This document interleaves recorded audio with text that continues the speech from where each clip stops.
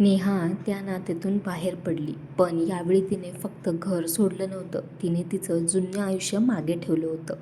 ती काही दिवसांसाठी तिच्या आईवडिलांकडे गेली. आईने तिच्या चेहऱ्याकडे पाहिलं आणि काही न विचारता तिला मिठी मारली. त्या मिठीत नेहा पहिल्यांदा मनापासून रडली. नेहा, काय झालं आहे ते सगळं सांग, असं आईने विचारलं. नेहाने सगळं खरं सांगितलं, एकही गोष्ट लपवली नाही. काही क्षण घरात शांतता पसरली, पण यावेळी कोणी तिला दोष दिला नाही. तिच्या आईने फक्त एकच वाक्य म्हटलं, तू परत आलीस हेच आमच्यासाठी पुरेसं आहे. त्या दिवशी नेहाला एक गोष्ट समजली, कधीकधी आपण चुकीच्या लोकांवर विश्वास ठेवतो, पण योग्य लोक नेहमी आपल्यासाठी उभे असतात. काही दिवसांनी नेहाने एक मोठा निर्णय घेतला. ती फक्त इमोशनल नाही, प्रॅक्टिकल पण होणार होती. तिने एका वकिलाला भेट घेतली. वकिलाने तिचं सगळं ऐकलं आणि स्पष्ट सांगितलं, तुझ्यासोबत फसवणूक झाली आहे आणि तू यासाठी लीगल ॲक्शन घेऊ शकतेस. पहिल्यांदा नेहा घाबरली. तिला वाटलं हे सगळं हँडल होईल का, पण मग तिने स्वतःला विचारलं, मी चुकीची नाही, मग मी का घाबरू?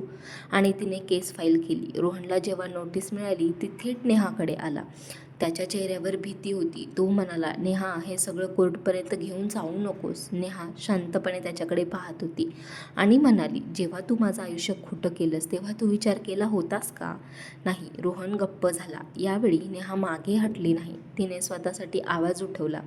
केस सुरू झाली. थोडी धावपळ, थोडा स्ट्रेस, पण प्रत्येक हिअरिंगसोबत नेहा स्ट्रॉंग होत गेली. या सगळ्यात तिने एक गोष्ट जाणवली, ती आता विक्टिम नव्हती, ती फायटर झाली होती.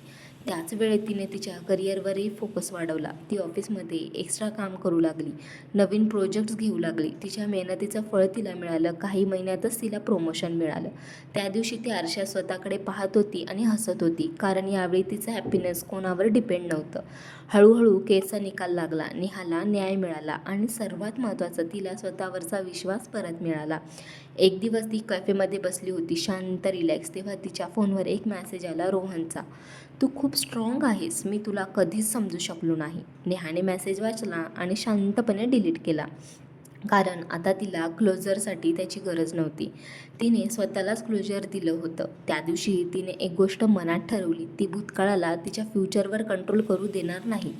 आज नेहा एक वेगळी व्यक्ती आहे. ती इमोशनल आहे पण वीक नाही. ती प्रेमावर विश्वास ठेवते पण आता स्वतःला विसरत नाही.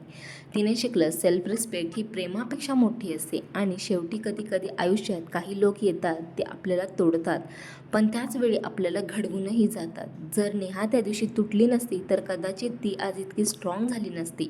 म्हणून जर आयुष्यात कोणी तुम्हाला फसवलं असेल तर रडायला हरकत नाही, पण तिथेच थांबू नका. कारण तुमचं आयुष्य कोणाच्या चुकीवर थांबायला नको, ते पुढे चालायला हवं. स्वतःवर विश्वास ठेवा. एक दिवस तुम्हीही नेहासारखे म्हणाल, माझ्याबरोबर जे घडलं ते वाईट होतं, पण त्याने मला स्ट्रॉंग बनवलं. ती फक्त एक स्टोरी नव्हती, तर हे एक लेसन होता. तुमच्या मते नेहाने बरोबर केलं का की चूक, ही कमेंटमध्ये नक्की सांगा आणि तुमचं मत यावर मला नक्की कळवा.